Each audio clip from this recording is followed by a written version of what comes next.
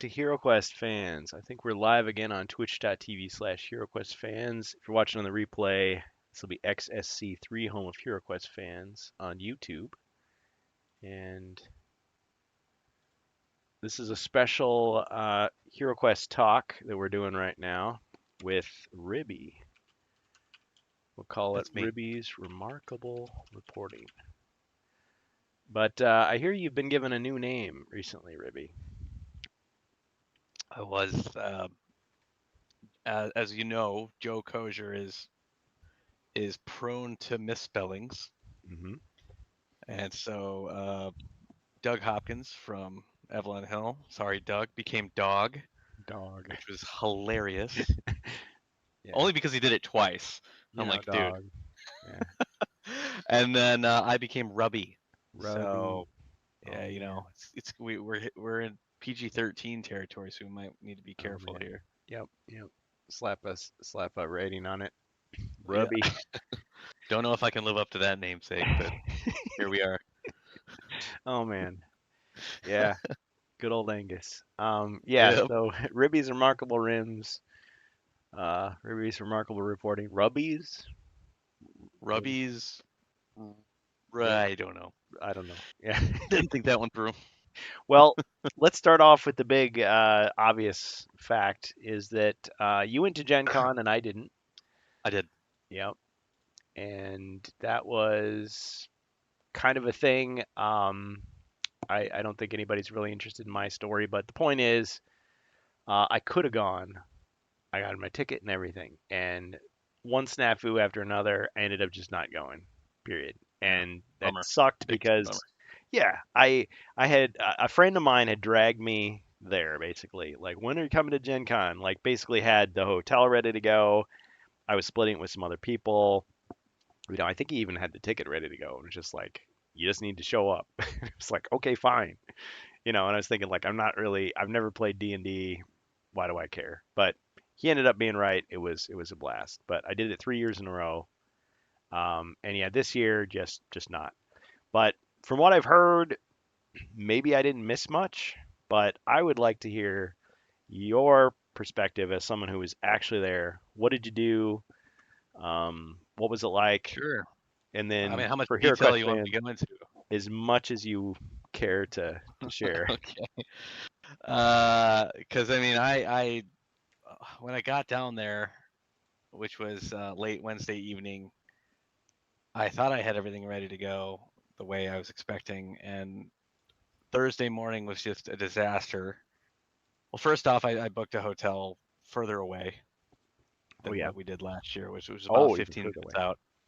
This was about 30 minutes out, and I thought I was going to save some money and this was going to be a great thing. It wasn't.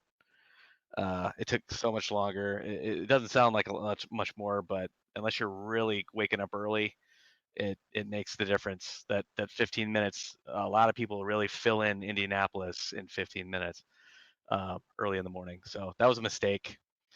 And then I thought I had found cheaper parking, not the one that's connected right to Gen Con, but it's about a half a block up the road there, about half the price. And I was like, oh, awesome.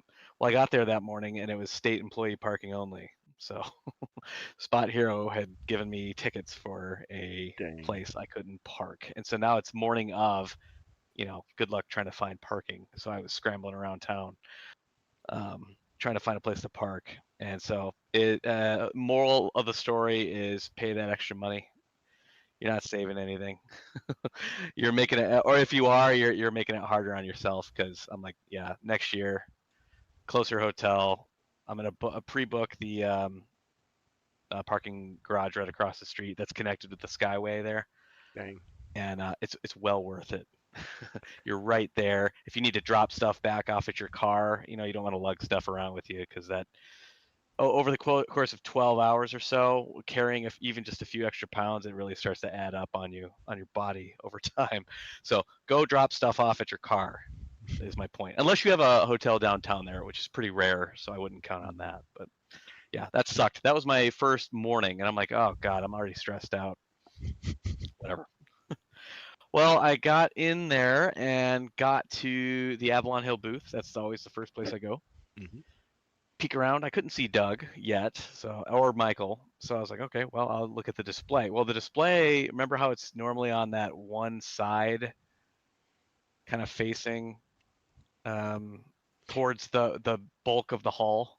Yeah, in the big convention hall, they've got the glass Yeah. case. Yeah. Well, in this case, it was around the back side, so it was kind of confusing because they had laid it out a little bit differently. Okay. And of course, I run right up and immediately start looking through the case to see if I could find anything new, and there was really nothing new there. So I was like, well, this is a bummer. So I just started snapping tons of pictures of each of the rows so I could photo dump them into Discord.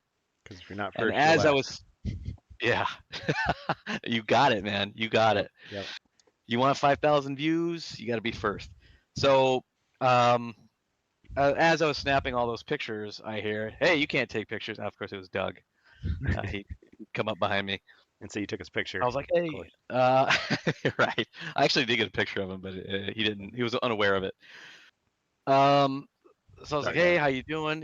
Explaining, exchanging the pleasantries. Well, before I even get to that, I looked through the HeroQuest shelf, and it was just First Light Wizards of Morcar stuff, and I was like, okay, there's nothing new. I was hoping for some kind of announcement, some kind of teaser, something. There was just nothing new there. I was like, ah, man, So this is gonna everybody's be in an the off in the HeroQuest podcast year. right now. Yeah.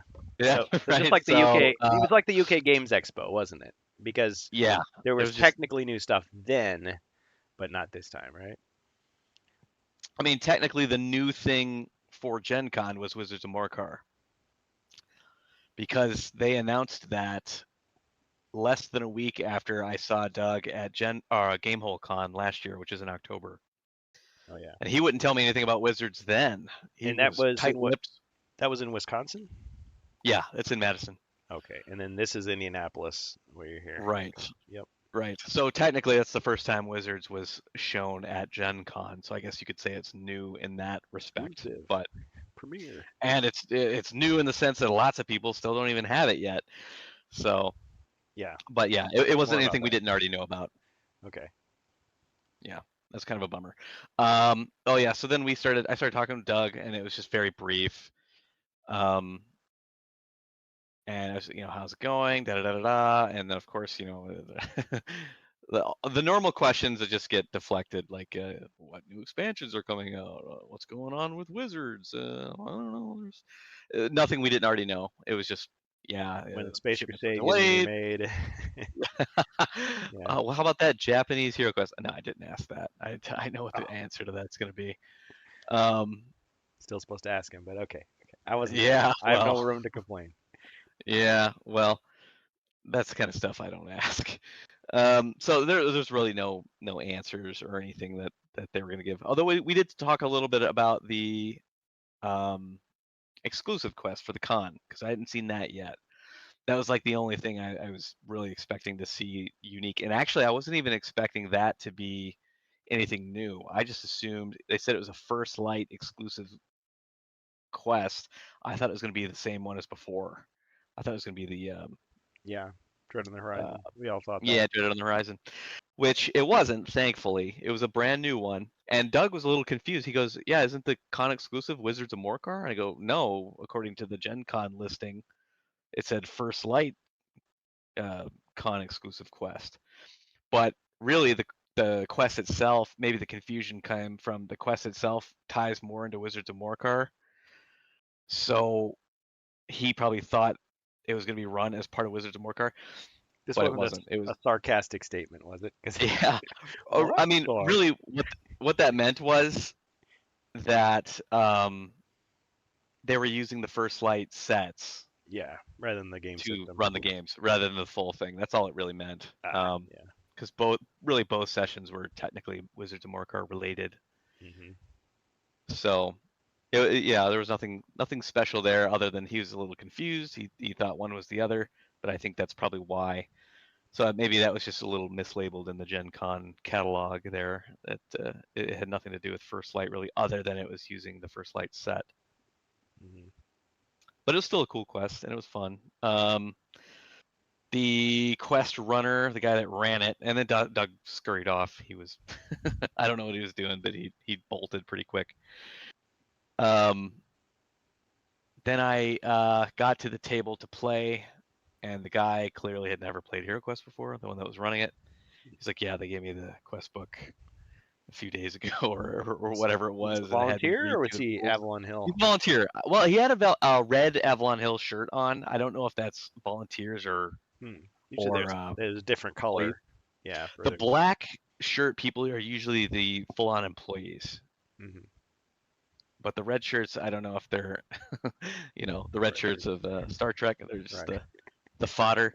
Um, but the guy clearly had never played it before, and he mostly knew the rules, though. There's not a whole lot to get through, but he'd clearly never ran a game before, so that Yeah. was a little interesting. So we were helping him out as he was going, but he did Oh, fine. nice. Actually, he didn't even end up doing it. This other, I want to say Australian guy, very tall guy, came along, and he ended up running it for that guy. And that guy was like, "Yeah, I just want to watch and learn." Ah, good eye. Good eye. Yeah, pretty much. Really, mate? Right? So, It's not a broadsword. Broad. so that guy ran it, and he was actually mixing in some of his house rules. Nice. So it turned out being pretty fun. Oh, what were some of the? Do you remember any of the house rules that he used? He was trying to do stuff like goblins could activate twice, and Oh, cool. yeah, he was doing some interesting stuff there. He's like, yeah, I have it where if you roll, kind of like you, like if you roll a certain number of a certain face, something might happen. Hmm. I was like, he goes, is that house rule? I'm like, yeah, that's all house rule. It Does probably whatever been he so long. wants. Yeah, it had been so long since he'd seen the real rules that he didn't even remember what they were. Don't remember what HeroQuest is anymore after a while. Just your own game. It's all just a blur, man. But he was fun. He was good. That's cool. And the Avalon Hill guy was like very thankful. He's like, "Oh, this is so educating. It's so cool to Mhm. see this, so that I can get a sense of how these go." Mhm. And then I had to scurry off because I had another game right after that session, the con exclusive. Oh, and they weren't even sure if they were going to give us copies of the quest. He had On a paper. small, yeah, he had a um yellow envelope or orange envelope or whatever, like a shipping envelope with a handful of them in there. And I even said, I'm like, well, every other con I've ever been to, they've always given us copies of the quest once we were Yeah. done. Yeah. And he goes, I'll have to ask or whatever. And then eventually one of the other guys came by with a stack. He's like, yeah, Okay. you give them I was. each a copy when they leave. I was But they gonna. weren't giving them out to anybody. It was only if you Ooh. ran it or only if you were Wow. in the Well, session. I get it that they don't want somebody like reading the spoilers as you're playing, but still, I mean, is Hasbro running Sure. out of like toner at the office? Are Well, they that hard yeah, up? as if they're even doing the printing, right? Right, right. Um, Yeah.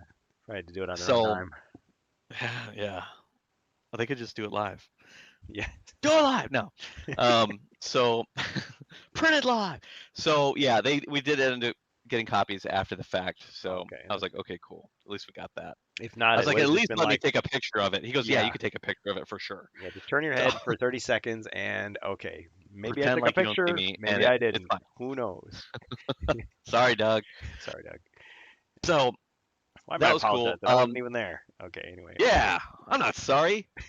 Um, I'm glad I so didn't. yeah, then I went off and I played some other games, and then I had a 1 o'clock Wizards of Morcar. So I didn't come back to the Avalon Hill booth until 1.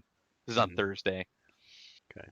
Same guy again was running the Wizards version, and I actually got there a little late. I got caught in the vendor hall in just a crowd of sweat and nerds, Oh no. myself included, and I couldn't get out.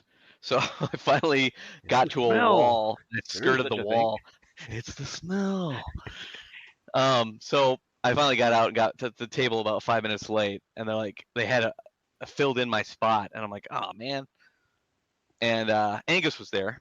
He was there for the one Ah, o'clock session. yeah. And the GM guy was like, hey, do you just want a Zarg on it? And I was like, sure. Oh, instead of inserting a So 50 hero. yeah, another hero. Yeah, I'll step aside and just watch. And he was doing things like, he was laying out the entire, not all the doors and stuff, but he was laying out all the blocked corridors and stuff. in Oh yeah. advance. Yeah, you're not supposed I to was be like, able to do no, those. you don't do that. You only show them what they can see. He's like, oh, okay, yeah, I didn't catch that. And I was like, yeah, that'll help you out.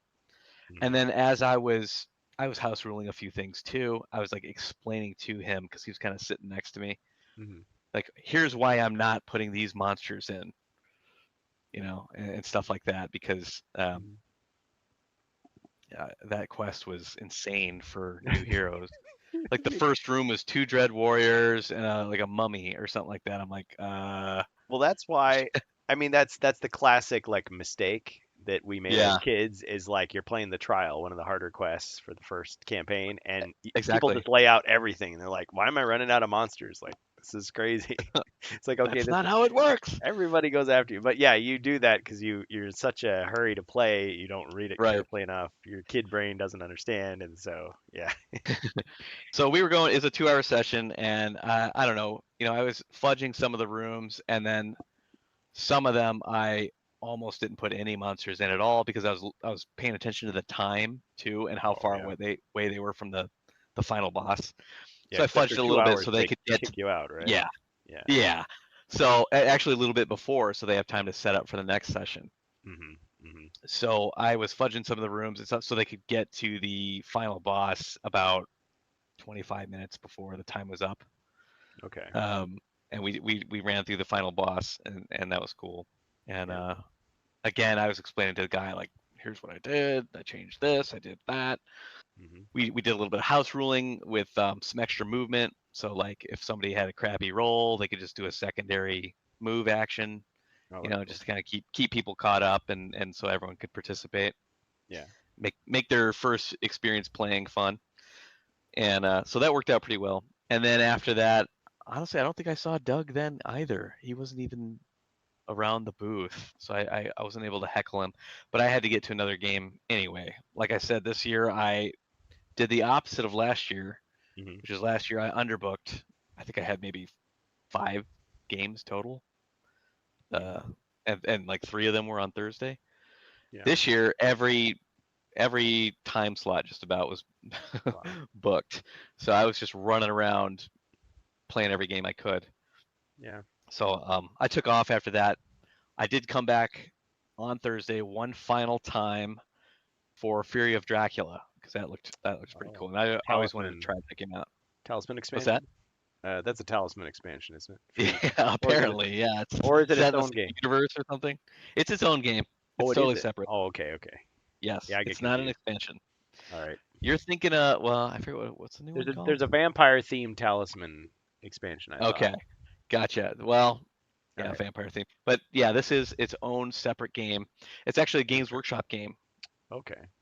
So the first editions, first through fourth, were Games Workshop, and of Oh course wow. Avalon Hill, in classic fashion, is now doing the fifth edition of Fury of Dracula. So So they it's put their probably little got spin on it. GWS logo on there somewhere. The name was on there. I Yeah. don't know. I didn't see the logo anywhere, but I definitely saw the name on The the name. box. Yeah. So yeah, so we sat down for another 2-hour session of that, and it was another sort of this is kind of Gen Con, the Gen Con experience where you very frequently, when you sit down for a play session where they're supposed to teach you, um, the person who's there is stretched between maybe 2 or 3 or 4 or more tables, and they're trying to teach everybody at once, and Okay. then run between the tables, arbitrating rules and stuff like that for you. That's ridiculous. S- Yeah, it sucks, and it's like, okay, well, I get it. It's hard to get volunteers and stuff, and I don't know how much these people are being compensated, if at all, or if they're just totally there. Box lunch, Yeah, hopefully. pizza party. Yeah. Um, so there was one guy who was kind of yelling between 3 sessions. He knew the game really well, and he was doing a really good job. And then we got to playing, and we'd hit rules, snafus, and stuff, and we'd look around, and the guy was gone. He was just like totally gone. We're like, and then he'd eventually come wandering back around the tables, and then we'd Mm. catch him. But that made that experience kind of frustrating. Oh yeah. But yeah, the game was pretty cool, and it's like a hidden movement game. So Dracula's moving around on the map unseen, Oh. but it's tracked by these card. There are card slots on the side of the board where he he has a deck of cards of all the locations, Mhm. and he puts one down face down where he starts, and then there's a day cycle, all the hunters go, and there's a night cycle, all the hunters go, and at the end of the night cycle, Dracula goes and moves again. So then you slide that card up to the next slot, and he puts another location card down that's adjacent to the one he's at, along with an event card, kind of like what he did in that city. Whether it's like turned some vampires in that city or left a mess behind or whatever. And so these events could be resolved by the players later. But each time that location card slides down the track. So eventually, when you get to a location that Dracula has been, he has to tell you, and he has to reveal that location, whichever slot it's in. Not the event card, but the location. So you kind of know how many turns ago he was at that location, and so you start to sort of pick up his trail, and then you hopefully you catch him and kill him. We didn't have enough time to do that, but so that was really cool. That was a really fun game. Sounds It's a interesting. bit long, Mhm. but it was cool. And we were playing it. They had a shortened variant, and that's actually what their the promo board for Fury of Dracula was, where it actually cuts out two huge sections of the map. So it shrinks the map basically for a quick play variant. And that board was some additional tiles that lay over those areas that you can't go to. So that was cool. That ended it was about 9 o'clock that night, and that was when I got off my Thursday. And that was really my last major interaction with the Avalon Hill booth, other than I think the next morning I got the green promo box and a toad. Actually, I got a toad that morning too, Do you and have another picks? picks. I do somewhere. Um, so I got a second toad in the green box, and then I went back Sunday morning. I got a third toad and the blue box. Mhm. So I got all the stuff. Yeah, you got to show us your haul. I know you did it in the It's not Discord, that but big, honestly. Not like Angus's. Mine is smaller. There was kind of a theme going at Gen Con this year with a lot of the different games. Mhm. I'm not sure how familiar you are with some of the other games, but a lot of them were smaller variations of existing games. I saw a lot of that this year. Oh, like the fabled bookshelf game that you find at like Barnes and Noble. It's like Yeah, yeah. instead of Blood Bowl, it's like Brawl Blitz Tiny, Bowl or tiny something. bowl. Yeah, yeah, it's like a Just mini. a It's a pocket miniature. bowl Yeah, it's or like whatever. just a couple miniatures and some cardboard, like a Exactly. It was smaller things like that. So travel there was version. Mhm. yeah, exactly that. So there was Wingspan. I mean, that's a pretty popular game. I have that, and we play that semi regularly. But then this year they had Wingspan Pocket, which was like a scaled down version of it. I have Distilled, which is a pretty big Euro game. Ah, Pretty complicated. Usually takes 2-3 hours to play with just two people. it's not a And drinking game. yeah, well, I mean, I Could make be. it into one. Mhm. Oh, So that reminds me. Did you bring the coasters? the coasters, The the giveaways? the I didn't have any this year. Oh, see, that's why. If you had brought those, you would have gotten the interview. He would have said, "You know what? Maybe, I'm man, getting slip one fired for across the this, table. but I'm gonna do it because Yeah, you gave me the coasters." yeah. But Sorry. Go ahead. there was like Distilled, and then there's he announced Dave Beck, the owner of Paverson Games. He announced Small Batch, which is like a scaled down version of Distilled. Then He distilled there's it Thunder down Road. to its essence. Basically, I mean, it's this big sprawling thing that covers my entire 5x5 table at home here. But the new one, the small batch one, it's like tiny. It probably Yeah, takes like a 2 by 1 foot area. I'm amused by those So games where they can't just have a board, but they get cards and tiddlywinks and all that, and you end cards up and yeah, you each cover the player has same their amount of own. space, but maybe it's cheaper Yeah, to produce something like that. I don't know. each player has their own player mat and all that kind of stuff. Yeah. And then there's like Thunder Road, and they had a new edition that was a little bit smaller. Mhm. And so there's lots of those. I don't know if that's just an industry trend or what, where they're scaling existing games down Mhm. and making them shorter and easier to get to the table. So Yeah. that was a trend I had noticed while I was there. Mhm. There seems to be a demand for that versus the sleepover up all night Yeah, the summer sprawling vacation 8 hour game.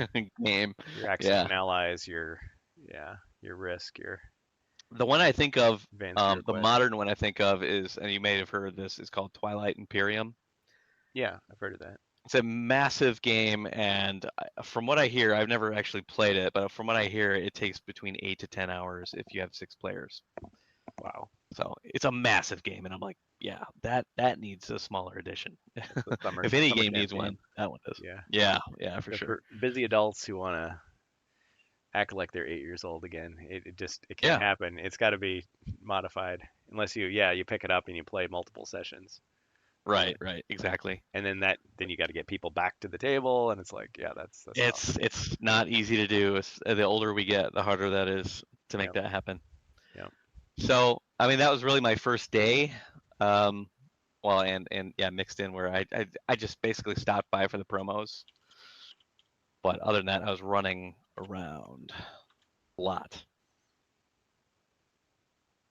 Twilight Imperium is a game that you play only once and remains in the closet. I wouldn't doubt that. Book and Unless you Bano. could find some digital version that you could take your turn and then log off, you know? Yeah. I mean, what But an epic game, but yeah, you kind of feel bad paying a lot for it, probably. Be like, yeah, it's out of print. It's you know, Fantasy Flight Games, I and so saw something, I think it's out of print. not to get too far off topic, but I saw at my Sure, local library they let you rent board games like at the library. that's cool. Now, to be fair, none of them are bigger than like the First Light box. Like they're not gigantic games, Oh, cool. but still, it's kind of like, oh, you could take a game home, play it, bring it back. Of course, Right. it only takes one kid to like ruin it by losing one of the pieces. Yeah, I But know. still, Oh, I misspoke. Twilight Imperium is not out of print, but it's still, yeah, it's oh, a $165 game. And how many times are you gonna get that thing to the table? right. Yeah, it's like you So play it and then have a garage sale. you gotta have a hardcore group to be Yeah, playing that one. that's like your game. That's your one game. Wonder if it is Yeah. a BGA, It Board is Game Arena. not that I saw. Oh, I like have a that subscription to that. that digital site. Yeah, Yeah, I got certain a games. subscription there. I play it there. I play games on there all the time, but They I still don't don't have think Twilight. HeroQuest, do they? They sure don't. They sure Uh, don't. Oh, they do have Twilight Imperium. Oh, wow. ah, So I take that back. You actually can you don't even have to play it play it in Tabletop turn-based. Simulator. Yeah. Yeah, that's actually really cool. I should play through the So, tutorial of so that. some games, yeah, lend themselves more easily to that. They're just less Right. accessible. I have the app on my phone, so whenever I enter like a tournament or anything where I'm playing a game, you get a push notification that it's your turn. You log in, you take your turn, takes a couple minutes, and then that's it. And you just wait till you get the next push when it's your turn again. Hmm. So Yeah. that's I, that'd be the way to play a game like that. I guess back in the day, maybe like in the 2000s, there were games you could play by email. That was the thing. But yeah, Yes, or I people played a play few of those. chess by mail. It's like, okay, here's your Yeah, move. If you don't mind a more relaxed thing, it's like, okay, yeah, there was a a couple war months. game I played like that where you would take your turn, you'd save the file, Hmm. you'd email the file to your buddy, Hmm. they'd open it, take their turn. Yeah, and you just back and forth it like that. That's funny. Yeah. That's some old school stuff. That might have even been more like late 90s Oh, than could be. early Yeah. 2000s. My brother did Yeah. it once with like a historical game, and he said it was fine until a certain point where like the guy didn't message him for a while, and then finally messaged him back. He was like, "How's it going?" It's like, we were playing a game. Take your damn turn. Do you yield? What's happened? Yeah. So yeah, if you run out of energy, it's like, okay, well, whatever. Okay, there's no yielding in the turn. So yeah, Good, good. that was cool. But I did get to try BattleTech for the first time this year. Ah, BattleTech, I yeah. had no experience with BattleTech. I always see the starter box at Target The Mech and Barnes Warriors, and Noble. Gundams. Basically, it's Mech Warrior. Yeah, he even Yeah. said like, "Hey, has anyone played Mech Warrior?" I'm like, "Yes." Back in like 1995. He's like, "Yeah, Yeah. that's this it's all based off BattleTech." And I Came was with like, "Okay, my video card. Oh, so Mech Warrior was inspired by BattleTech. yes, absolutely." Ah, very nice. Very nice. Yep. Yeah, see, So back then I it's didn't cool. understand the concept of like moving with the keyboard while aiming, like the torso Oh, of like your. swinging your torso around. Yeah, Yeah, even you though had to like have every game you do that now, but I mean back then it was just like, what is you this? had to have the Microsoft Sidewinder Yep, joystick. That was the one to special have. controls. Yeah, Yeah, keyboard and mouse. It was like, what is happening? it was rough. Yeah, Yeah. Okay, so how was BattleTech? BattleTech was fun. Lots of dice rolling. Yeah. Lots of roll for initiative. Okay, and interestingly, the loser moves first because then the winner can see what the loser did and then react accordingly. See, Interesting. yeah, lots of dice rolling. So like if you fire your missile battery and it's however many missiles, say it's 20 missiles or something, or I forget how many it was. Then you 20 gotta mil. like roll to see if any missiles hit. Then if you get a hit with that, which is hard to do, then you gotta roll for every individual missile So it to see sounds if like it hit, so similar to and then you gotta 40K roll where again to you're see rolling. where it hit. Yeah, Oh it wow. was just like, oh my God, there's so many tables and stuff to roll off of. But after 2 hours, you start to really get Yeah. into the flow. So Well, when I played Warhammer for the first time, I was like, dang. I mean, it sounded like that amount. And it's like, why that's are that's people some carrying dice rolling. barrels of dice? Well, so they can get it all done. It's like, It's like okay, cones of Dunshire rolls. everything. Yeah. Like Yeah, all the smiley every like faces are critical. So okay, take everything else off. right. And then, yeah. So that's cool. But the thing I wanted to talk about more than BattleTech, even though BattleTech was fun. Not as good as Robotech, but still. Amen, brother. Amen. Yeah. That Lin Min was a real bitch. Sorry, I shouldn't have said that. Yeah. PG-13. I'm still watching it, but Never- yeah. yeah. Yep. Who do you end up with? Lisa Hayes. That's the one he ended up with. Today. Um, Yeah. Space Hulk was also cool. Ah. Although it was very similar to, and you and I played this together, was Kill Team. Yes. Yes. It was much more like Kill Team than I realized. Three, two, one, Although it was only breach. 1-on-1. Huh? 3, 2, 1, breach. Breach. Yeah, yeah. So yeah, it was like a 1-on-1, and that was pretty fun too. Although I think I like Kill Team better, hmm I like the but kill Space Hulk team was because they explained everything to us. We didn't have to yes. Well, remember what to do on your turn. No, it was just like, okay, you got to do this, this, this. Okay, yeah, you do and that's it. how Space Hulk was. I'm Good like, job. what do we do? We're looking at each other. I'm like, I don't know. Okay, call it. Hey, hey, ref, come over here. And again, it was like a situation where there was like 4 games going, Mhm. and one guy is scrambling between all Oh, of them, that sucks. trying to help. Yeah. That was actually in between, where on the far end of the ICC hall there, hmm where you see that giant Space Hulk like ship or whatever, Oh yeah, the big made model out of wood or whatever. down Yeah, low. it was in there. It was in that section there. It looks like I a was like, locomotive and a yeah, trireme and exactly. a pirate ship Yeah, all combined into one. exactly. Yeah. So there's like 2 halves of that open up, and the table's in between, and that's where Cool. all those Space Is Hulk games this? are I played. was seeing some of the pictures you were posting in the Discord. It was like, um, was it made out of wood or something? So the It is corridors made up. were Yes. wooden, like balsa wood or plywood or Well, something. some of them were 3D printed, clearly. Okay. The cooler looking ones were 3D printed, and then those ones that the particular map we played on was laser cut like Mm, MDF Okay. board, and then assembled, and then Interesting. painted silver or whatever. On the one hand, So you'd be like, "Come on, guys, you can't make the thing uniform." But on the other hand, I guess a Space Hulk is a ship that's been warped by chaos, and like all these different like parts have come together in this big mishmash of junk. So in a way, it's kind of lore accurate. yeah, exactly. So but Space Hulk was cool. Cool. But the big thing I wanted to talk about, which was Oh, way more fun than I was expecting, and actually originally signed up for 2 sessions of this, but I canceled one because I wanted to do different games. mhm. Was Broadsword. Broadsword was Broadsword. great. Okay. Brodesode. What is broadsword for people who have no idea what it is or why Right. it So matters? Broadsword started as a massive HeroQuest mod or homebrew. And he even said this, like, yeah, Was this he recently or noticed my like a long time ago? Did this huh? when Long was? time ago, like Oh, 15 years ago. okay.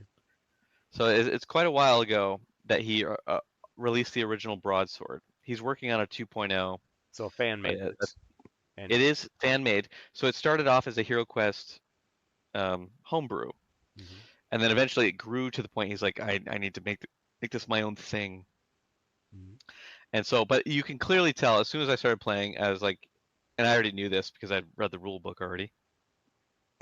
But he's like, you probably noticed this is very similar to HeroQuest. I'm like, yeah, I mean, you clearly that was your base, and then you started layering on RPG elements and skill checks and different equipment, different classes.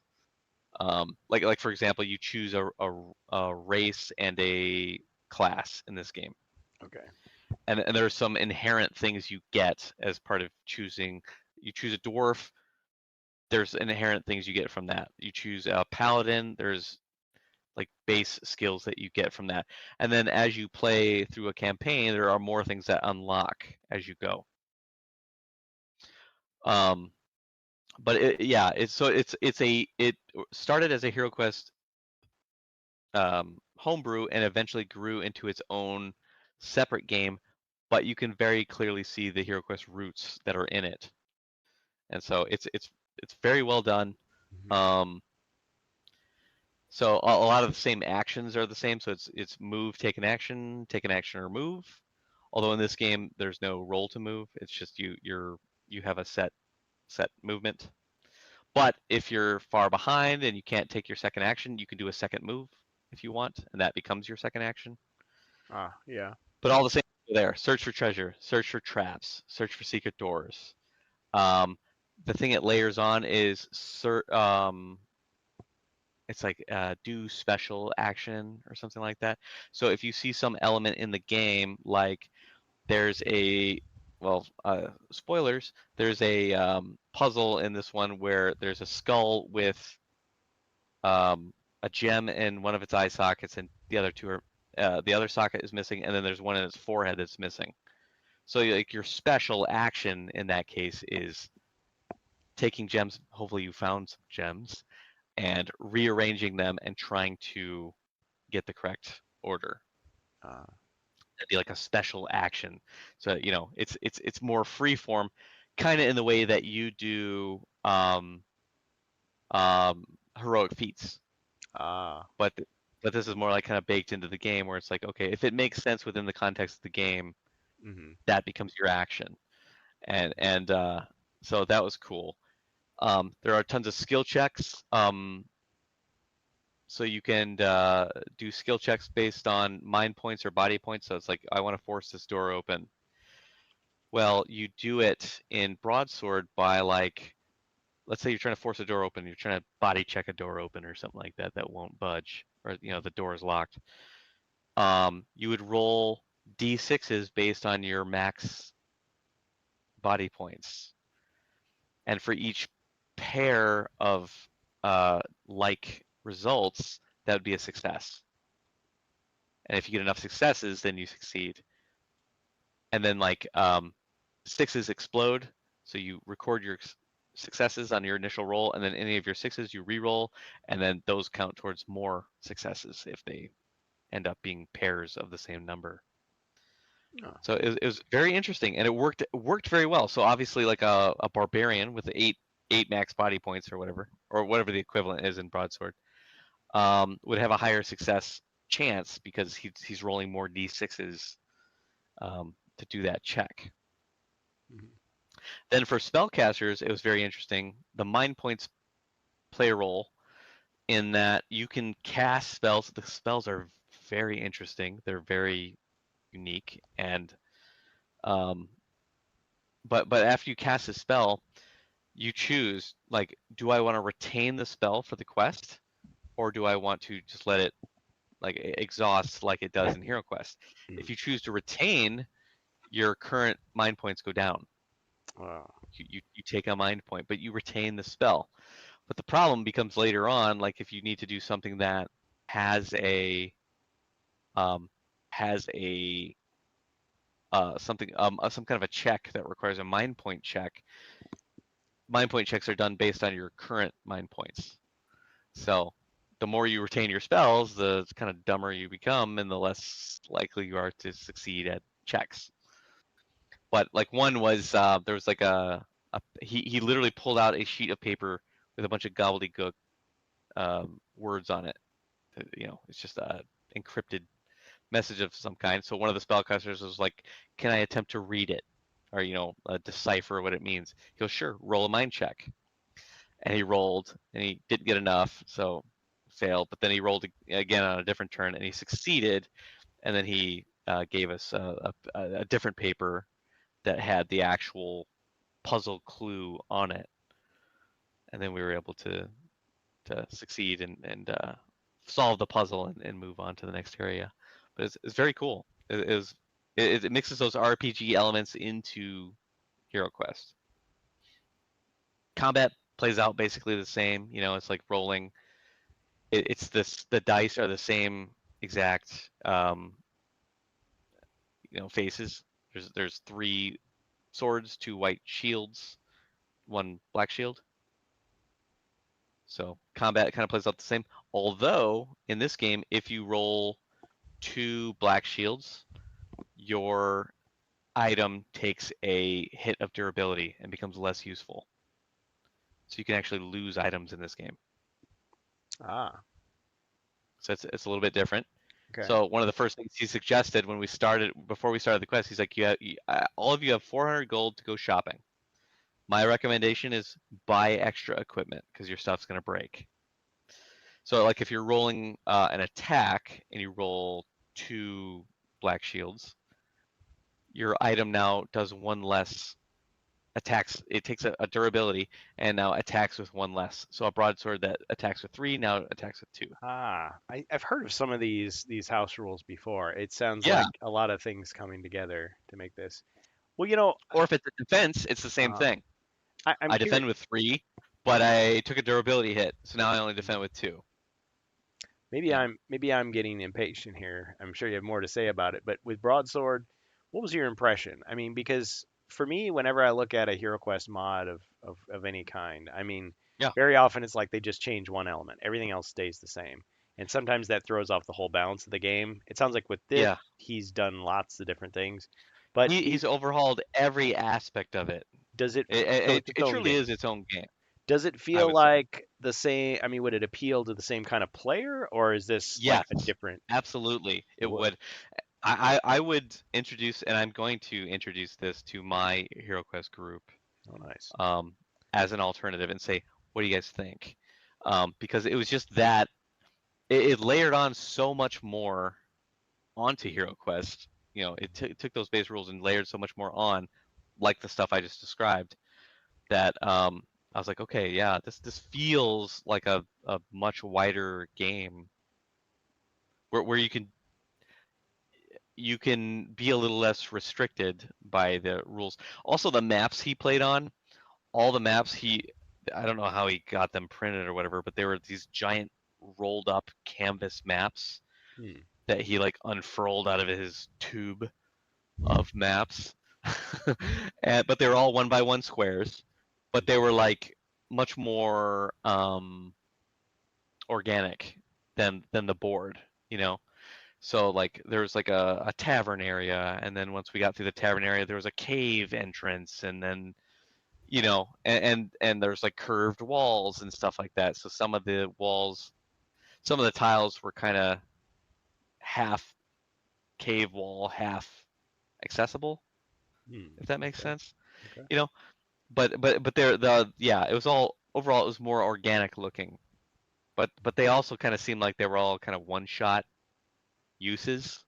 Hmm. So that's the trade-off. It's more visually distinct than the HeroQuest board, Hmm. but you're probably only going to use this once. Okay. So take that for what it's worth. Now, is this a commercial game or is this like a print and play kind of thing? It is both. So if you go to it's available on Drive Through RPG. Oh yeah. So you can either purchase the PDFs for all these things and print stuff off yourself, Hmm. or you can buy copies of the rule book, quest books, the cards, all that stuff that go with the game. And there's definitely an expanded armory and alchemy. Well, not alchemy, but potions for sale and stuff. Magic shop. And yeah, the magic shop. But also like all the stuff is much more defined. So like items are clearly one-handed or two-handed. Hmm. They're metal or wood. They're um they have all these he has a series of keywords in there that determine kind of how they can be used and who can use them. Hmm. So if it has a certain keyword on it, only fighter classes can use that item. Or So if probably Avalon it's Hill has knows of this game and has studied it. probably maybe there's one keyword that's like heavy, and you have to have a certain amount of body points to wield a heavy item. Uh, That kind of stuff is in there, so everything is clearly defined, so that you know exactly what you can and can't do with items. Some items can be thrown and retrieved, and some can't be, and those are clearly defined in the keywords for those items. I see. Yeah, so Yeah. it's a little bit more distinct. Whereas Okay. HeroQuest, yeah, obviously, it's a little more kind of loose with Yeah. that and up to interpretation. Well, yeah. Once again, this sounds like yeah, somebody could have. I mean, maybe he came up with some of his own stuff, but I mean, obviously, he had to choose which rules because I can imagine and I've seen like yeah, here's an optional rule for HeroQuest, and it's just one of those things or it's two of those things, whereas he's bringing it all together, kind of in Yeah, a collage. And very I'm big cohesive yeah, system for yeah, sure. he had to come up with a system that worked because yeah, very often someone will have one house rule and it's like, but I don't know the other dozen house rules you're using. How do they all Right, blend right, together? right. Because maybe you make some other part of the game feel irrelevant because of your one thing that you entered. Yep, you Interesting. got it. And what kind of miniatures does this game use? Are they standees So or yeah, they were actual miniatures. Mhm. He had kind of a baggy. He basically had a baggy where it was like um, every possible race and class combo. He had a miniature for it. Okay. So whatever you chose, you could get that miniature. And he had also pre-made character sheets for all of those things too. So whatever you chose, he'd give you a character sheet for that. Did he design the Um, models or are they just taken from like other games? no, they're mostly Reaper Bones Nice. minis, Which are good according quality, to him himself. not He's actually been talking a little bit in the GenCon 2026 channel. His name is children. Okay. Telderin. Children. Yeah. Well, So Reaper I was back and forthing with him, but yeah, Reaper models are he said great. most of that stuff's correct. They're a little expensive for Yeah. create like if you wanted to recreate HeroQuest with it, it'd cost you a few $100. But I think Yes. because Reaper is mostly for people like they just they want to have their customized hero that they brought, or they're just a painter and they like to paint. But Yeah. good choice, I'd say. Yeah. Yeah. Yeah. So it was actual miniatures. There really was no other furniture that I saw. It was all just basically printed on the map. Hmm. But Did it have rules for the furniture too, or they just take up space? yeah, there was rules for the furniture. So if you jump up on a table, you're gonna have height advantage and you can shoot over existing heroes, Nice. that type of thing. Which came in handy with the final battle, which I won't spoil. Nope. Um, but it escalated from collecting rat tails to something much larger. So I'll leave it at that. But that was the quest, and yeah. So there's rules like that. There was even like it was like okay, we're in a tavern. There's a bunch of barrels around. One of the characters wanted to carry one of the barrels with them so they could stand on it in the next room. He's like, yeah, okay, yeah, body check. Roll the d6s, see if you succeed on a body check or whatever. Okay, yeah, yeah, you pick up the barrel and now you can move it with you. That kind of thing. So it was a lot of fun. Very nice. Yeah, I'm trying to think of what else might be, you know, unique to that game that would be interesting to hear about. Oh yeah. So drive through RPG, and is there like a website where people can check it out? Yeah, there is bloodyeyegames.com. That's where BloodyEyeGames.com. Okay. Yeah, maybe I can pull it up on And how screen much here. how much does it cost? So it depends on what you get. Let me just jump over You get into the Drive Through RPG PDFs, here. and then you'd have to get. The PDF, I want to say it's like $5 or $10. It's not much. Oh, that's good. Let's see, Dollar per Broadsword page. complete rule book, $6. If you do the PDF, I think it's 10 for the printed copy. Well, the HeroQuest Yeah, 10. rulebook's like 23 pages, so is this Yeah, this a one lot longer? is Broadsword is 91 pages. Ah, wow. I think that might be So there's longer than SuQuest. yeah, and I mean he's got a whole host of adventure books that you can download. You can have Drive Through RPG print the cards off for you. Are the adventures pretty much like HeroQuest length? Like, are we talking like 2-hour quests here, or Well, this no? one, the one he ran, I think it's actually one of the ones you can buy, if I'm not mistaken. That was, oh yeah, there it is. I can see the cover. I want to say his sessions there at GenCon were 4 hours long, Dang. and even then he had to kind of fast travel us in a few spots Hmm. because we were just so Yeah, far behind on time. So I would say, and this was just one adventure. but you wanted to get deeper Um, into the game, so yeah, I was kind of thinking yeah, this is probably going to take longer than your average yeah, this is HeroQuest one. probably a 5 hour session you're looking at to Wow. do Yeah. like at least the quest that we did. Well, Um, for some people that would be a negative. For others, that would be like, oh yeah, let's go yeah, like deeper. an epic night of gaming. It just kind of Yeah. depends on your perspective. Mhm. So, but yeah, I was Awesome. really enjoying it. I would have sat there longer and played with them, but they had to kick And them out so other people people could come in. jokingly called broadsword Brodesode. Brodesode, he even said that. Yeah, Yeah, he said he made an image of the broadsword logo that just said Brodesode. Brodesode. Yeah, making fun of the fact that the UK commercial, the original commercial for HeroQuest, Yeah, had different voiceovers, and yeah, they couldn't yeah, right. The pronounce it that way. American versus the English. Yeah. Well, Um, very, yeah, very fine. I do have a couple of pointed questions for you.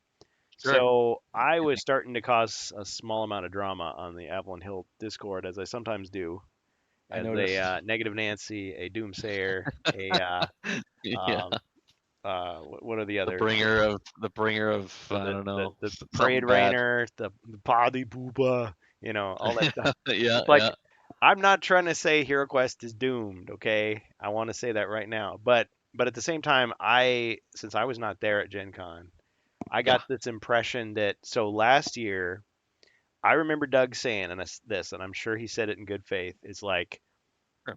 I'm sorry we couldn't go do an interview this year. Well, why don't you bring all your questions next year?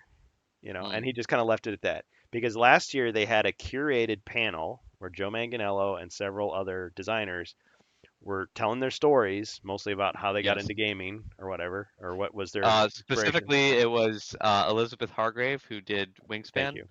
and Eric Lang who did like Blood Rage and Cthulhu Death May Die, and all those. The three of them were on a panel. Thank you for remembering. Good job. Yeah, I was Yep. late. I was late. I showed up late. Yeah, last year was a blast. It was so much fun, but I felt like we had to pick up the slack because Avalon Hill could say nothing to us. They couldn't even like have like a real conversation. It was just like pieces of conversations. I felt like, and I didn't Yeah. think it was like, oh, we're getting snubbed because we asked too many questions last time, or we were rude, or something. It was just like whatever the corporate policy was, all the press was supposed to be focused on the panel discussion. And even then, we asked Joe questions afterwards, and he was like, "Can I answer that? I can't answer that. I can't answer that." The handler like would just screen everything that you would say to him, basically. Absolutely. Yeah. Like, what's your name? What's my name? Joe. Okay, my name is Joe. On Uh, advice of counsel, I plead the Fifth Amendment. oh man, It's like, yeah. what? Advice of my attorney. Yeah. Right. Oh Yeah. man. Well, yeah, but anyway, so I don't. It wasn't like that, was it? Or was it like that? It wasn't like that, and I do admit I'm not someone who pries. I don't bug. Uh, and that's your Whereas I thing. do. I do. Yeah. You're the guy that like gets in there and goes, "Give me a fucking give me a freaking interview," you know, They like well more at first, forceful and like yeah, at I first they want get to talk HeroQuest. yeah, That's not me. At first they get annoyed, but then after a while they're like, yeah, it's this guy. They, He's they break down. he's never He's not gone. going away. It's the whole point. You think Yeah. he's gone? He's never gone. Yeah, Turn they're like, around and HeroQuest is there. Yeah, yeah. well, Zarga, but to be Ferguson. fair, the year before, Doug would say, well, why don't you come around Saturday and we'll talk? And he would sit down for an Yeah, hour sure. with us on the record. And Yes. it's true. When I talked to Doug, he was like, listen, I want, and the first time, it was like, I'm not Chris and Carmine. Like, he could say stuff that I couldn't say. Like, I'm a designer, I talk about design stuff. So if you ask me Sure. design stuff, I can answer And that that's stuff. The other fair. stuff, like when's this next expansion coming out, I don't know. I can't say. I don't have that information. I don't Yeah. even think they can. Yeah. I Hmm. mean, I'm sure he's under, I don't know what kind of NDAs. But there was some kind of He can't rule. Yeah. he can't say stuff, you know? Right, right. And there's reasons for that. I mean, Hasbro's one of the biggest gaming and toy companies in the world. I thought you were gonna rip And I'm into them. They're some of the sure biggest. Yeah. biggest Not they're gonna say it. great. Well, yeah. No. But So that was. I'm sure there are tons of corporate policies they Oh are yeah. just hammering And I don't Avalon blame. Hill with. I don't blame him one bit. Sure. But it was helpful for just him to say that because people are wondering, Absolutely. oh, is he the next guy? So why can't he say? And same thing with Patrick or Michael or whoever else is there. I mean, the first time I think when I was there, when Chris Nato was in charge, he was the interview guy, but he would always Yep. say, well, that's a good question for Patrick O'Rourke. Why don't you go ask him, set up an interview later? So it's like he was kind of like arranging the stuff. Whereas this time it's more like, okay, well, I'm Doug. I did this and this and this. Hey, people would like to know what you do. Okay, well, I'll tell them, but I can't answer those Mhm. other questions. Like, okay, fine. So we would do it. Yeah. But then the first time I remember Tess Hogan was there and was like, oh, cool, she'd be a great person to talk to, about the writer's Bible for HeroQuest and, the panel when they sit down and when they craft the narrative and all that. That was super interesting. But it's like, I'm not cleared for interviews. I can't go on the record. Yeah. Like, okay, Right. fine.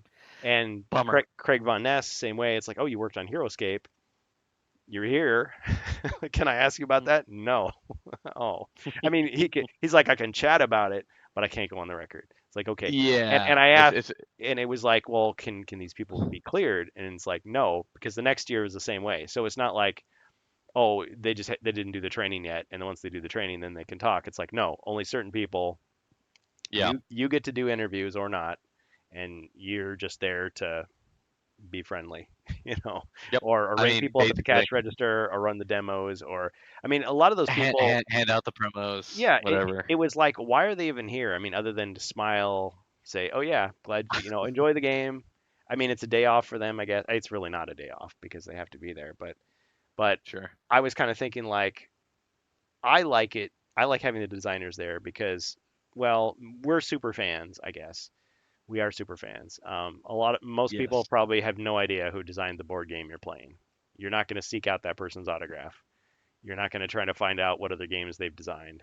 It's just, this is Monopoly. Like, who cares? But it's like, no, I want to know who Doug Hopkins is. I want to know who Levi Combs is. I want to know who Stephen Baker is.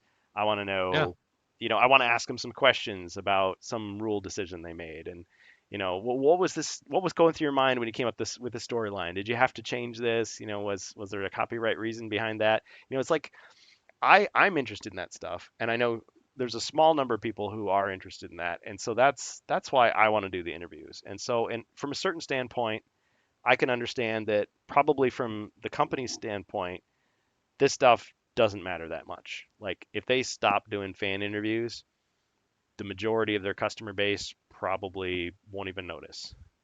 But I felt kind of uh, like they stiffed us.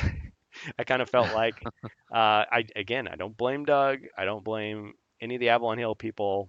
I doubt that they got together and said, "Listen, we're tired of doing this fan interaction stuff. Can you please Right. Screw just these let guys. us say no to all this stuff?" I'm sure it was just a policy. They're like, "We don't want you to do that Yes. anymore."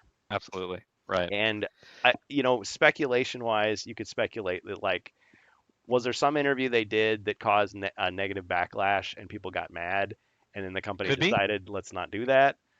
It could be an interview that potentially sabotaged a upcoming marketing campaign, or Maybe. kind of killed the momentum they were hoping to build from that big release, It could or be.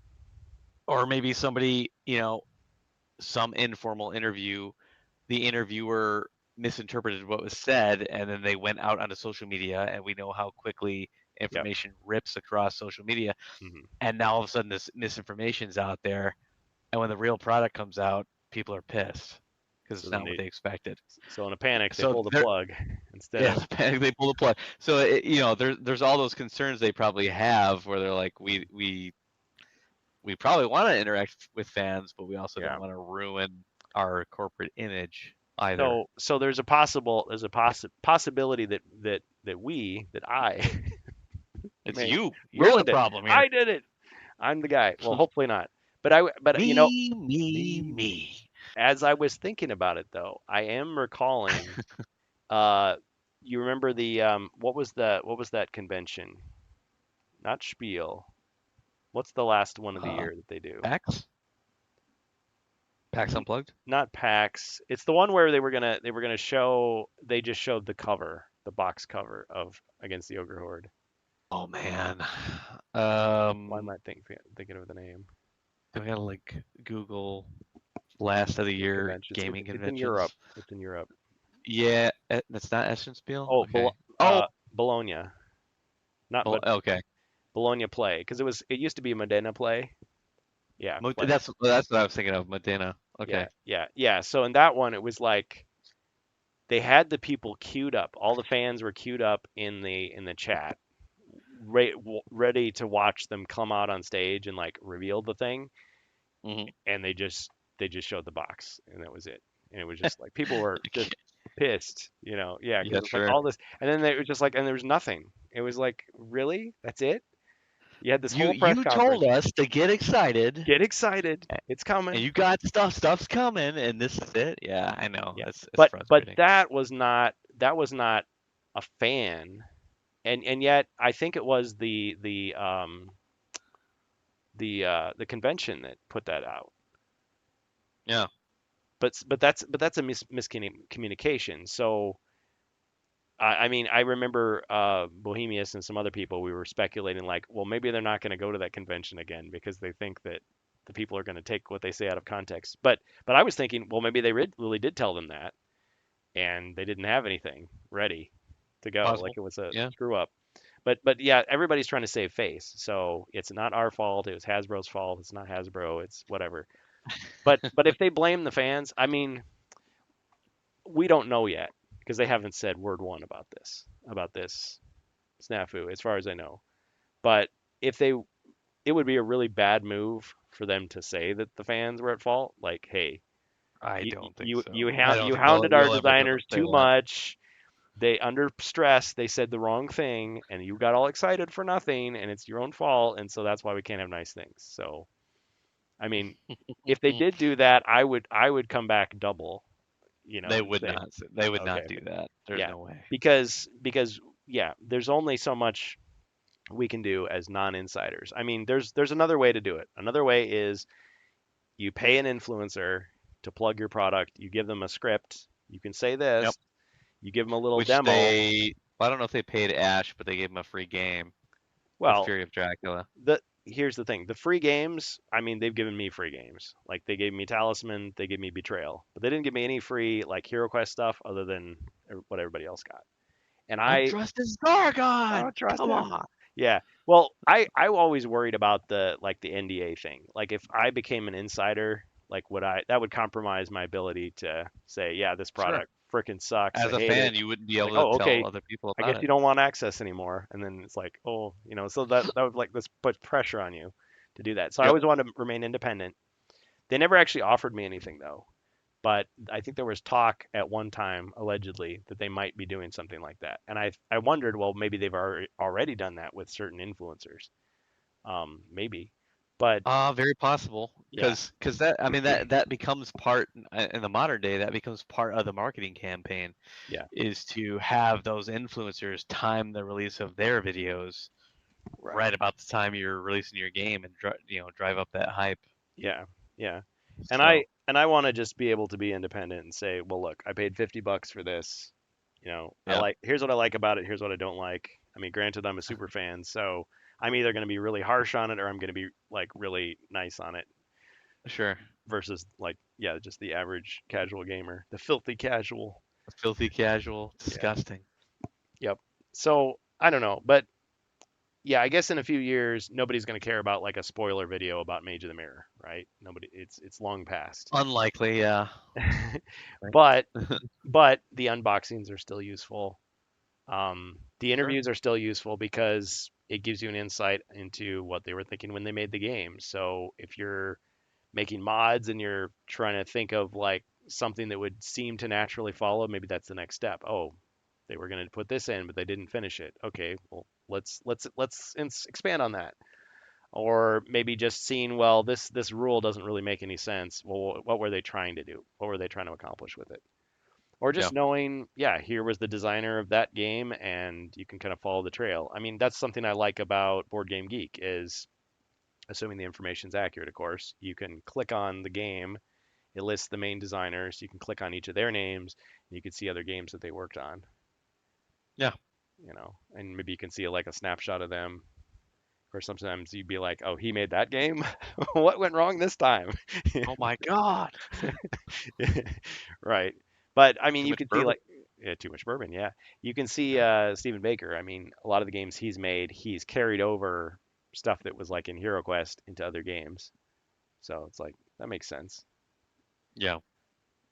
Well, so I guess one part of me is disappointed that I didn't get to go. Another part of me is like I didn't miss much. Like No, you I really would have didn't. really disappointed, really frustrated because I feel like Yeah. 2 years in a row. I mean, granted, There's just HeroQuest hasn't been wasn't around much that there. long.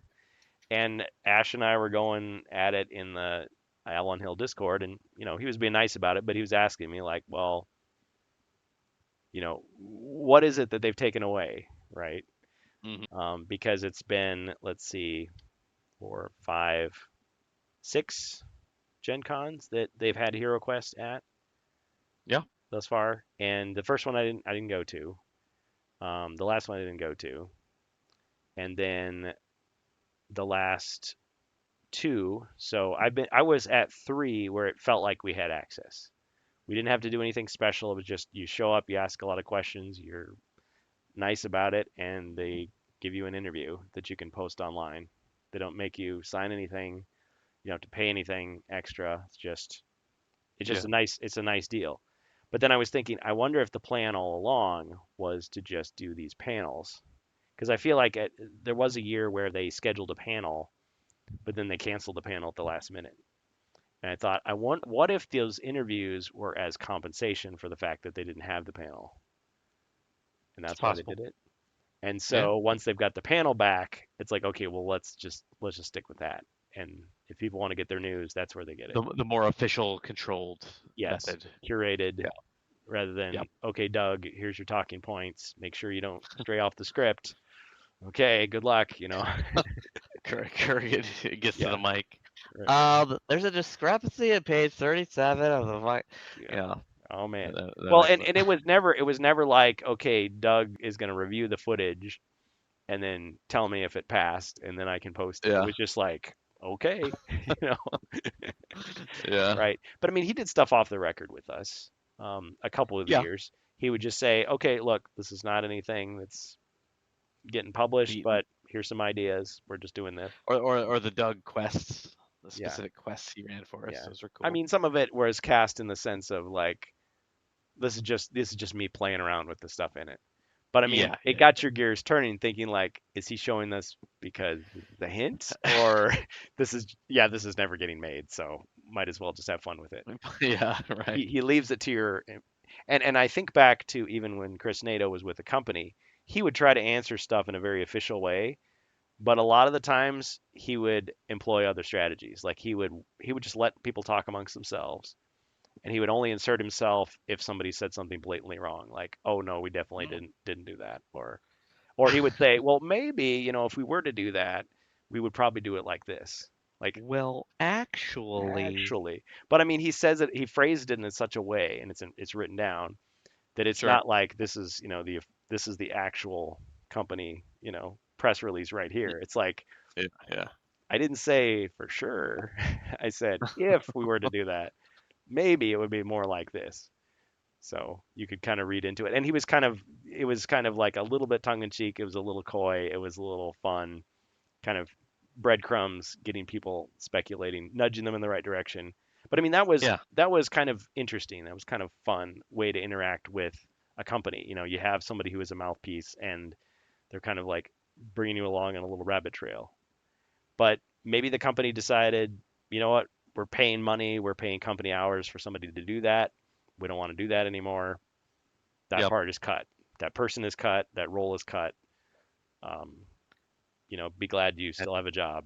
I mean, it could be that it could be something like that. And it's like, okay, if that's the case, well, they're not gonna. I mean, Doug is not gonna get on there and complain about it. Obviously, you know, no.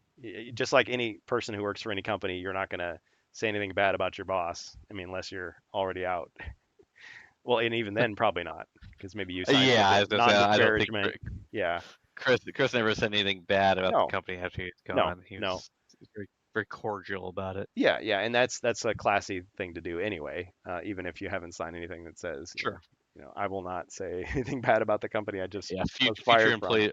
players are not gonna want to see that. Yeah. It's like, oh, if we give this guy, the day off, he's gonna rip us a new one, even if we deserve it. It's like they don't want that. Yeah. So understandable. I get it that there's Sure. people who don't want to hear negativity. I personally am just like, I'd rather tell it like it is or hear it like it is, and it doesn't have to affect anybody's thing. I mean, you have all these fandoms where people complain, the latest Star Wars wasn't that good. It's like that doesn't diminish my enjoyment of the Star Wars I like. It's just like I Sure. could say, oh, okay, you don't like it. You know, when I was younger, I didn't like hearing any negative stuff. It's like, no, no, you got to like the thing I like. But now it's just like, whatever. But and I could see like if we were going on and we were trashing the guy that made Broadsword, like he's a small developer, right? Let's say an indie game developer, designer, I I mean, guess is what. basically, yes. Yeah, if people like bullied him online and said your mod sucks, you're terrible, he might quit. There's a chance he'd be like, yeah, this isn't worth it anymore. This isn't fun. Sure. He could quit, and And, that would be a really he'd be right. a Yeah, sucky thing. he'd be It's right like, to oh, do so. yeah, it's like screw those guys. They Like can't this handle it. isn't worth the Yeah, being attacked. I was just trying to do something fun. So if that happened, yeah, that's understandable. But when you have a big company like Lucasfilm, Disney, or Hasbro, I mean, I'm always clear that hey, I'm not going after the designer. I'm going after whatever corporate structure imposed this on them. So Yep. if something Yep. bad Yep. Yep. happens to HeroQuest, I'm going to point right to the top. I'm not going to point to the bottom, to the guys doing the That's the only daily way work. I could see anything bad happening Yeah, because at this point. they seem fired It's up. gonna be one They of those. seem they want to keep it Go ahead. going. Yeah, go ahead. Yeah. No, you're good. To me, it's like it could end at any time, and it's Yes. not anything to do with the HeroQuest fans, not anything to do with Avalon Hill or anything. It's just, oh yeah, we expected 16% growth this year, and we only got 14%. Chop a bunch of stuff, Yeah. even the profitable stuff. Well, yeah, it's profitable, but not profitable enough. No. Or we wanted it to be 8% more profitable, and they just axe it, and we're just standing around going, what? Yeah. Like, We why don't. would you do that? But that's not our world. Yeah. Why would you do So that? You're a jerk. You're a jerk. yeah, I don't Don't run away. like you. You're a butthead. Well, yeah, and that's the part I remember when Chris was with the company, and I keep coming back to him because he was so detailed as opposed Sure. to like you go from like 80%, now it's like at 1% as far as like communication. I mean, occasionally Detail you could get. yeah, and occasionally on social media they would put something out and it's like, are they talking about me? Like something I said? Because it sounds like something I said. Now, granted, I You don't talking to follow. me? You're talking to me. There's nobody else There's here. no one else here. Yeah. It's like, but I mean, there's only so many conversations happening. Yes, there's lots of people on Facebook, there's people on Telegram, Reddit. Those are conversations I never see. I focus on, Yeah. yeah, the places that I focus on. But usually it's like they would put something on Instagram, but it's like for the most part you don't hear anything. It's just like, oh, here's a new release, and then silence, silence, silence. 6 months later, oh, here's a new release, and it's just like that's all they say. Whereas before, it was like, okay, they were employing William Mort, Avalon Bill, to make jokes as Oh, Zargon. Avalon Bill was legendary Yeah, as I mean Zargon. his jokes were terrible, but he had nothing. He had no news to report. So it's like, how do you push engagement? Oh, these goblins, stealing my cell phone. It's like, okay, well, all right, that was the update for today. You know, I, at least he did something. Honestly, for me, the dumber the joke, the better. Yeah, So well, I enjoy them dad very much. humor, yeah, it comes Yeah, out. yeah, It's a certain flavor. You gotta have a taste for it. But I was looking absolutely. for news, and so I was frustrated. Now, I didn't want him to get fired, and I think that sucks that he was part of the Right. people cut. But yeah, it's like I can imagine though he was supposed to be the person that was like, tantalizing the teasers and then revealing the news, and they didn't give him anything to reveal. So what's he supposed to do? He's got to Just put make something. jokes. Make jokes. Yeah, yeah. So by the same token, you send these designers to Gen Con, and okay, so they're ringing up boxes, they're shaking hands, they're Yep. running Yep. games, but the extra interaction is gone. It's like having a celebrity Right. there, but oh, no autographs, no pictures. Like, Yeah. Don't okay, talk to me. don't You talk to can't me. stand next to me. Don't look at The me. what is it when you get pictures? They have the plexiglass between you and them. I've never heard of that. My gosh. So yeah, they did that during it was during COVID mostly, but Oh, we well, were yeah, okay. we went to get a group photo with the hobbits, the four hobbits. It was Oh, yeah. Elijah Wood, um, all of them. And Yeah, I'm forgetting we the get other there, and names. there's a big plexiglass wall between us. Oh, Now you can't really see it on the picture that well or mhm. at all, but so the picture looks cool, but they're clearly segmented from you. And I was like, oh man, Dang it. Now, the yeah. the one place that would be cool is if it were Harrison Ford and you were wearing a Cobra costume and you were looking through the glass and the reflection of You're the just like, yeah, snake. looking at you like, I hate snakes. I hate him. Why did I have That's to? funny. Yeah. Well, yeah. Yeah, it feels like they dangled something in front of us and then they took it away and with no explanation. Yeah, And we kind of. we can guess, we can imagine, okay, probably they're thinking, yeah, this is more of a liability. It's not having the return that we thought it would, so let's take it away. So it's one less fun thing for them to do, one less fun thing for us to do. But it's one less headache Yeah, for whoever decided it was good. I mean, right. I heard once that it was a big deal to get HeroQuest to Gen Con. Like, surprising as it is. Like, Interesting. yeah, like all these, I don't know. Some companies have a perception that it's like, oh, we're not a wargaming company. We're not a trading card company. So therefore, what business do we have Huh. there? Let's focus on something else. So maybe somebody thought, you know, we don't belong at this convention, but obviously they did. They Yeah. came, and they've become their own thing. I mean, I'm sure Hasbro was there for other things, but it's like there's a perception of Hasbro as a toy company for kids. Like they put their stuff in Walmart, Target, and that's where they belong. They don't belong at it. What's Gen Con for? Gen Con is for like D&D nerds and like people who play diplomacy and Warhammer and stuff like that. Like that's what it's for. When that's not true, of course, but if you're thinking along those lines, it's like, what good does it do to bring our product to this convention? Like, who's going to see it? Who's going to buy it? Word is going to spread to where? Like, what's that going to do for us? Because it costs them money Yeah. to do all this stuff, obviously. And Oh, yeah. there's a And in pallet fact, of Wizards of it was Morcar boxes that never made it to the. yeah, it was Dave Beck from Paverson, the guy that does Distilled. Mhm. He was talking about being at conventions and how frequently they had to release games. He's like, we got to at least do one spring and one fall, Yeah. and they have to do well, or I can't justify coming here because Uh, it's so expensive to come to Gen Con wow. That's for a to vendor. bring your company. Yeah, for Yeah. a vendor. He's Yeah. like, it's so expensive. I have to be selling, X amount to even justify coming here Hmm. because of how expensive it is.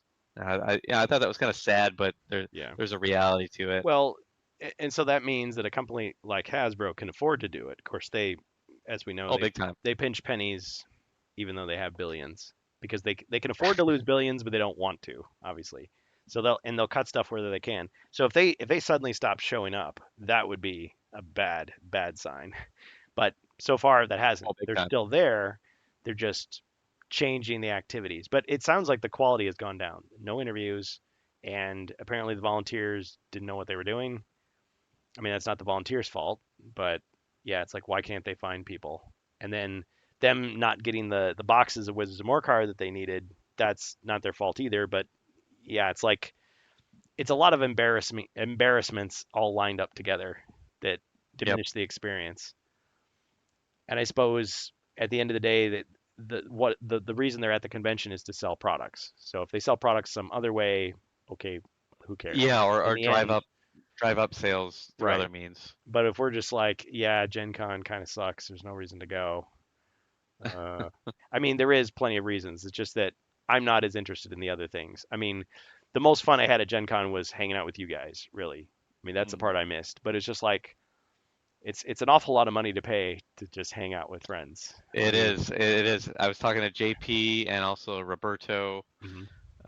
I think you met those guys one year, but Yeah. they're Well, like, yeah, I'm just not sure I'm gonna come next year, I mean, just because it's so expensive to come here. nobody saw Rob Champ. We don't know where he is. No idea. Phoenix Didn't was see him. there, but nobody saw him. Um, I don't know what Big he looks like, so I Spender. didn't know who to Well, look yeah, I for. didn't know what he looks like either. I was like a big bird on fire. I don't know.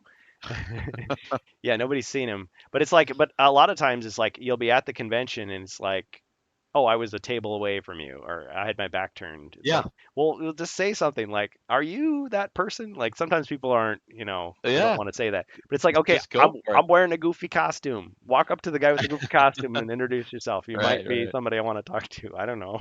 Big Spender I recognize just because he's always got his hat on. Yeah, he has a look. The man cave. Yeah, Yeah. yeah. Yeah. So and there So were that was cool. Ash didn't go. Um, Nope. but I mean, when Ash went, he couldn't stay for the long game. But he was humble about it. I mean, he brought all his microphone stuff. I felt bad for him because it's like you can see on the video, it's like he's getting ready to talk to Doug, like, oh my gosh, this is my chance. And Doug's like, okay, and we'll cut the camera and go hang out. And it's like, oh, yeah. Yeah, Because at first I was like, oh, you got the interview? I can't believe you got the interview and I didn't. It's like, nope, you didn't get it either. But I mean, yeah, he yeah, was yeah. so ready. He was so ready. It's like, oh, that Well, sucks. he was also doing. He was streaming and filming a lot of content Yeah, for he had a just nice. walking around. I actually ran into him in the vendor hall at one point. Oh yeah, he had a nice presentation package. It was fun. It was really cool just to see the freshness of it all. Like you could tell he Yeah, was, yeah. It was his he first had the time there, road so trip and everything. It was just like the wonder and he in was his eyes. trying to cram it all into one day, which is It crazy. is That's crazy, it's very hard to very do. crazy. Yeah, and I think he had a longer trip than some of us too. So Yeah, bless yeah. him. But I understand why he couldn't come. But it's like Yep. yeah, they gave him a stack of games when he left, which was awesome. But I Yeah. mean, that's pretty standard. I mean, not everybody gets the stuff, but it's like, okay, if you're nice enough and you're around long enough and they can tell you're a real fan, you're not just like, oh man, I can't wait to scalp these on eBay. It's like, I don't give that guy anything. You know, it's like they're going to give you stuff. And I've heard of Yep. people like, yeah, they get extra. Oh, well, Ash does this a lot. He'll get extra stuff, and like he'll pre-order the game from 5 different stores, and it's like, okay, he'll give those away on his show. It's like, okay, it's not completely selfless. I mean, he does get, more engagement from that, but it's a cool thing to do rather than just, yeah, I sold it for $500 on, you know, an auction or something. Which if somebody did that, like I wouldn't brag about it. I wouldn't tell anybody if I did that. But no, I wouldn't. But I mean, I've gotten free games, but I mean, with those, it was like, okay, I was like, okay, are they trying to bribe me? So I better be careful. So when I did my Betrayal review, because I actually played it, I unboxed it and I just, I checked the little box saying like this is sponsored because they gave it to me for free. I didn't Yeah. ask for it. I think originally I just said, "Oh yeah, a Betrayal," because they kept mentioning Betrayal, Betrayal, Betrayal, and I'm like, "Oh yeah, I've never played that game." And it's like, "Oh well, you could pick up a copy," and it's like, "Oh, I think it was sold out." And it's like, "Are you sure? Let's go see if we can find you one." It's like, "Oh, here it is." Mm, nice. And then it was like, "Oh, how much is it?" It's like, "Free, just take it." It's like, Yeah. "Oh, sweet." The- Yeah, Yeah. Overall, there was a very muted HeroQuest presence there yeah. this year. I mean, there's a couple tables that were running it, but a Mhm, lot of it was dedicated to mhm, um, Fury of Dracula. They had a lot of tables for Guillotine. That was their big thing Oh this yeah, year, yeah, that card game, yeah. which did sell out, and a lot of people were not happy about that. Were there copies on the boat that got lost? That one I don't know. I maybe. assume probably, Yeah, that they probably shipping have container, some whatever it was. company print everything off. Yeah, and That too. they didn't. Yeah, the one of the Avalon Hill guys said that they were expecting a shipment, an additional shipment of Wizards and Morcar. He said, but I don't know if that included other games too. Mm, That didn't make it, and they're like, yeah, if it had gotten here on Friday, this is on Sunday, because the only time it could have showed up would have been on Friday, and if it didn't show up then, they weren't getting it, and it didn't show up. So they had about 1/3, at least dang. of Wizards of Morcar, about 1/3 of what they were hoping to Oh have man, on hand. scalpers are yeah Yeah. drooling. So Well, and then the dredge shifters. So you've got the treasure chest yeah. and the door mimics from Wizards of Yep. Morcar, painted brown or Same brown thing. They're plastic, just brown. and Yep. they're in a Brown little plastic. cardboard. You should scan those treasure Little chests. chest. Yeah, Yeah. Flatten them out and scan them. They look yeah. pretty cool. I mean, in the past, the Avalon Hill guys have said, look, this we don't know when, if ever, this is going on digital. So if someone were to scan it, oh well, Yeah. Yeah. You can't stop people. So allegedly, yeah. But my thing, allegedly, my thing is like, whatever the case, someone's selling this for $50 on eBay the day of. So easily. to undercut Yeah. that person, just put it out there for free. Don't be a jerk about it. Just spread it, spread the love, because most people are not going to these conventions. Most people are not going to get to enjoy it. Eventually, maybe the company will put it online, in which case, yeah, you link it. But until then, Yep. what's the harm? I mean, it says not for resale, but people don't Yeah. care. And usually any kind of promos and giveaways, I don't try Yeah, to resell anything. no, So no, I would keep it. Yeah, but yeah. in the past they've given away dice and stuff. But Sure. Yeah. I still yeah, got my piss dice here right in front of me. yes. Have they cracked, or are Amazing. they still in the Mountain I Dew think dice? they're still good. I haven't really rolled them, so I don't know. They Oh they yeah. look okay. I guess I can hold Well, them up to the light here. I remember the very first promo dice that I got. Yeah, they developed cracks very quickly. Yeah. Um, Just crappy but dice. it's Some of these still, it look was good. like, okay, these were destined for the dumpster, but instead they just said, just give them away, just a promo Yeah. item for We got a free. big old tub of them. Just Yeah, give them away. here you go. That's fun. Instead of going to the Yeah. landfill, They, they're going they into your still look pocket. good. Yeah, nice. Yep. All right. Well, I've got to run, so I Yeah. thank You've got a you hard for, stop here. yeah, yeah. Thank you so much for hanging out and sharing your Sure. thoughts. Um, Sounds like you had a good Sorry we time, didn't get to. despite. I had a great time. Sorry I didn't get more HeroQuest news, but there That's really okay. wasn't any. There was no real There news wasn't to any. get, honestly. Yeah, you reported all there was to report, so thank you for Yeah. trying. Maybe next year will be better. Yeah, maybe next year will be better. Yeah, yeah. Um, what else? Oh, I was thinking, maybe your idea of doing like more cons that are closer to home, that are cheaper, Yeah. maybe that's the way to go. We got Gamehole Con coming up. I know Doug's going to be there too. He even mentioned it. Doug. So Yeah. that's a potential thing right here in What? Madison. I don't know how far away you are from that, but You don't have to tell me exactly where you live or anything, but I mean, probably spent $1,000 to go to Gen Con when I did. I mean, yeah. once I include travel expenses, food, merch, is Yep. that pretty close to what you do for 4 days of gaming, or 3.5?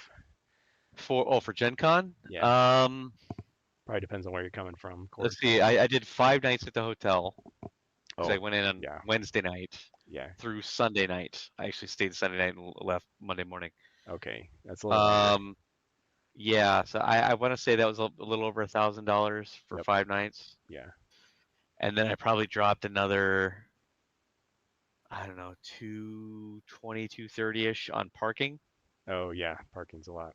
So, throw that in, and then yeah, between games, food, gas, Hmm. probably another $400 or $500 there. So So if you're I'd say local, probably 17, $1,800, something like that dang. Yeah, if you're for the whole local, thing. it's a great thing. But yeah, I Right. stayed. I came and went as quickly as I could. I mean, the first year, yeah, we had a whole bunch of people just crammed into a hotel. Yeah. Ate the cheapest food. I got the most freebies I could. I wandered around until they were giving stuff away. Like Yeah. I had very few events. I canceled a lot of events, although which is kind of a dumb move if you aren't watching the dates because it turns into store credit pretty quick. So Yeah. that's another tip Yeah. for you. If you're gonna do it, be committed, you know. But there's you could go to the convention and do generic tickets for stuff. You could just meet random fans and just play games that you brought. But yeah, the best case scenario is you live in Indianapolis. Well, maybe living in Yeah. Indianapolis is not that great, but let's say you're close by, or you know somebody there that you can stay with. You'd save a lot. Yeah. Free failed quality control dice. Hey, Jazer. Yeah, we were just wrapping up here. Obviously, yeah. Obviously, stuff like Game Hole, which is right in my town. I mean, it's basically badge costs and whatever I buy there. Everything Okay. else is, Do not covered. do not bother Ribby/Rubby. Yeah. Yeah, He's been rubbed the wrong way. yeah, yeah. All right. Well, we'll wrap this up. Thanks again, and Yeah. we'll put Sounds this. good. We'll probably put this on HeroQuestFans at some point. But yeah, it kind of reminds me of the interviews I do with Covert Nerd, where it's just like just kind of a free form, free flowing. I mean, I didn't even Just have a riff. list of questions. I was just going to ask you. Well, there wasn't any HeroQuest, was there? Are you mad about it? But Uh, I would have liked something to have been announced at least, or at least mm, teased. But but we I didn't. guess the Our the quest, expectations weren't that high. the convention exclusive quest kind of was the tease. Yeah. So Do you think that is a sign of a new expansion, or are they just I using do. the fact that there isn't anything to give us? Oh, so it's not just a pile of crumbs. I think it is. Yeah, I think it is leading towards like a Witch Oh, Queen expansion. Turn of the Witch Queen. Yeah, because Yeah. they did a lot of that. Well, Cassandra as a name is mentioned in First Light quite a bit. Yeah. Um, So they're slowly building yeah, that up where she's going to be like a big bad Groshok, of an expansion. Groshok, Yep. the Orc Yep. Sorcerer, so Orc Shaman, I think we're heading that way. I hope Warcaster. we're heading that way. Yeah, that would be something. So at Yeah. least, do you think that they're going to one big release a year? What do you It think? seems like it. Yeah, it does seem like they're kind of dialing the cadence back. Whatever they're going to release, I cannot even imagine they're gonna, at this point, at this stage in the year, I can't imagine they're going to announce it prior Mhm. to Game Hole, kind of like they did last Yeah. year, Well, where they announced it a couple months before Christmas, a mhm. little bit less, and then it came out, was officially was March or something like that, when WOM officially came out. Oh yeah, Wizards of Morcar. Yeah, it was Wow. March 1st was the official release, but we had Yeah. the leak from some Australian stores before that, and Yeah. then that triggered some other stores to release their stock early. But yeah, So officially, I'd guess that's what we're gonna see. We're probably gonna see an announcement of something in probably 2 months, and then it come out early next year. mhm, And maybe available before then. yeah, all speculation, of course. Yep. Yep. We don't know for sure, but Yeah. Well, following the trend, that seems to be likely. we were told at one time 18-month development window, but as we can imagine with a lot of industries, just because something is in development doesn't mean it ever comes out or it Absolutely. ever Yeah. comes out in the form that we think it will. And so that's another reason why a lot of these companies are so tight-lipped because a lot of big companies have embarrassed themselves by announcing something too early. Yep. People get excited and then they cancel it. It's like, why Yep. did you do that? Exactly. Yeah, We hate you now. we hate you now. Never Yeah, again. never again. Yeah. Yeah, and but a lot of people have speculated, well, Wizards of Morcar is the last named box release that they remember, and so therefore its days are numbered. I don't think that has to be the case. I've said it before. There's a lot of ways they could keep HeroQuest going without necessarily cranking out a new release every year. But if they Yeah. went down to one release, that's probably my guess too. Even if they I think just they're did trying to some pace. digital stuff in the companion app, that'd be Hey, something. that would be fine. The fact Yeah. that they've done that, that to me is the designers are still being allowed a certain amount of freedom to create stuff, Hmm. and they're pushing as much as they can with that. But I just worry that it's like, okay, they seem to be taking away more and more of that stuff. So it's like they have fewer and fewer tools to work with, even though they're getting more people. And it's like, where's Yeah. this all going? Like, who's in charge of these decisions and why are they so stupid? What But does it all mean, what man? does it all mean? Yeah.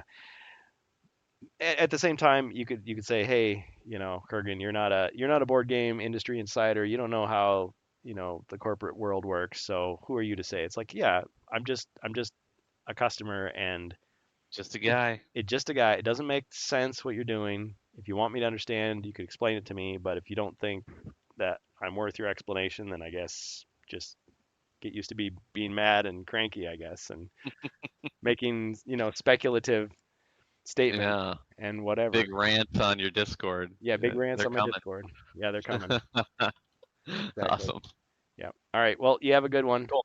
Have a Yeah, good you too. weekend. Thanks, All everybody. right. Yep. Take care. All right. Bye.